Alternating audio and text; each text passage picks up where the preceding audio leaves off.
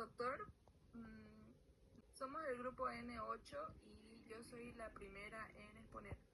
Yo voy a explicar un poco sobre qué es la tipicidad. La tipicidad es un concepto fundamental del derecho penal que se refiere a la coincidencia entre una conducta realizada por una persona y la descripción de un delito en la ley penal. En los sistemas penales, un delito se compone en varios elementos. Uno de ellos es la tipicidad, que funciona como una especie de filtro inicial. Si una conducta no encaja con lo que dice el tipo penal, la descripción legal del delito no puede considerarse delito. Ejemplo, el Código Penal puede decir que el robo coincide en tomar un bien mueble ajeno con ánimo de lucro y sin consentimiento de su dueño, utilizando fuerza en las cosas o violencias en las personas. Para que una conducta se considere delito debe cumplir con los siguientes elementos: tipicidad, antijuricidad, que no esté justificada, o culpabilidad, que se pueda atribuir responsablemente al autor. Gracias. Buenas noches, mi nombre es Jimena Montaño y voy a hablar sobre la antijuricidad. La antijuricidad es de una conducta tipificada como delito que no está amparada por ninguna causa de justificación y por tanto puede ser sancionada penalmente. Cuando la conducta típica no está justificada por el derecho, significa, aunque encaje en la descripción de un delito según la ley, no encuentra ninguna causa que la justifique o exima de responsabilidad. En otras palabras, la conducta es antijurídica.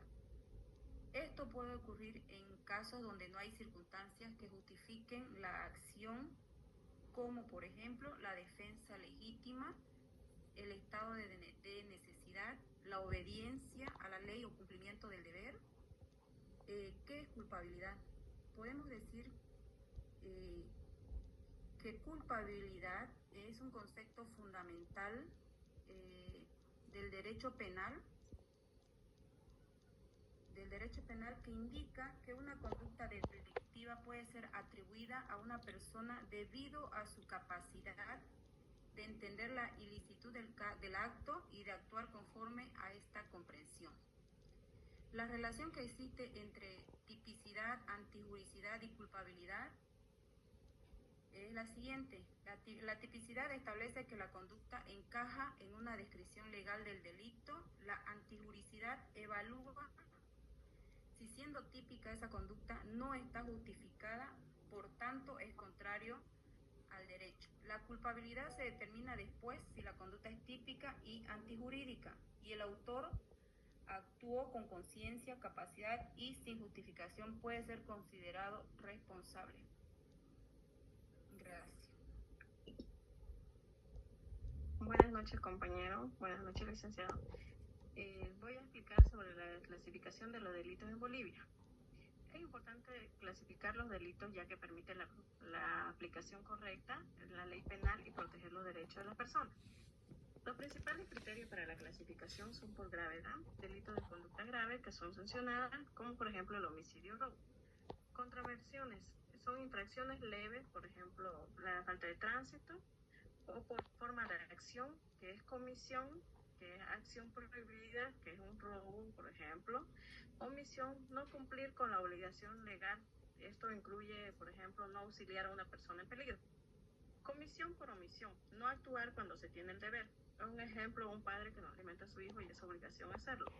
Por culpabilidad, está en los dolosos que hay intención de cometer el delito. Por ejemplo, un asesinato planificado. El culposo, que es sin intención, pero por imprudencia, negligencia, por ejemplo, hay accidentes de tránsito.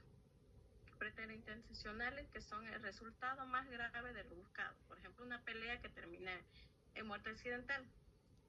Por la acción penal, estamos hablando de la pública, que el Estado persigue delitos por oficio. Por ejemplo, un asesinato, un homicidio o una violación.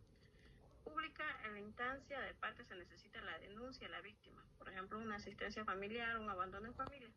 Y la privada son las que las víctimas pueden hacer solamente la denuncia por difamación u otros.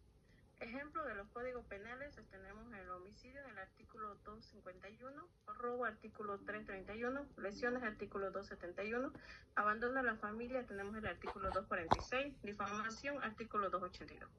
En conclusión, la clasificación de los delitos en Bolivia es esencial para la justicia penal y para la protección de la sociedad. Es importante perseguir y seguir mejorando la legislación para adaptarse a las necesidades actuales.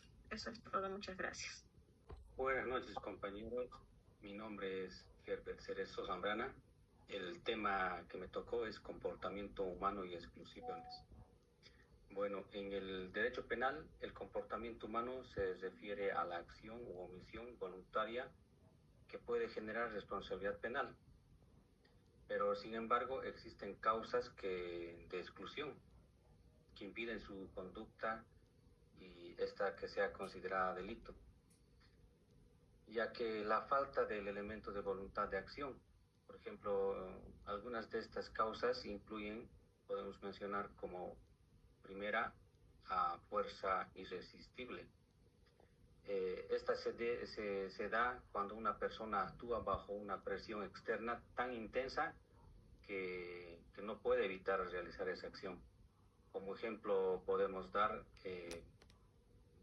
un individuo obligado a cometer un robo bajo una amenaza de muerte. Segundo, actos reflejos. Los actos reflejos son movimientos involuntarios del cuerpo que ocurren sin intervención de la voluntad. Como ejemplo, al tocar una superficie extremadamente caliente, pasa que esta persona retira la mano de manera automática y puede golpear sin ninguna intención a otra, ¿no? Tres, estados de inconsciencia.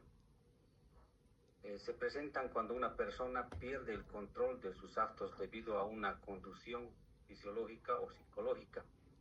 Como ejemplo, un conductor sufre un ataque epiléptico mientras maneja y provoca un accidente. Bueno, en conclusión, podemos decir estos casos muestran cómo el derecho penal reconoce situaciones en las que la acción no puede ser atribuida a la voluntad del sujeto, lo que impide que se responsabilice penalmente. Gracias.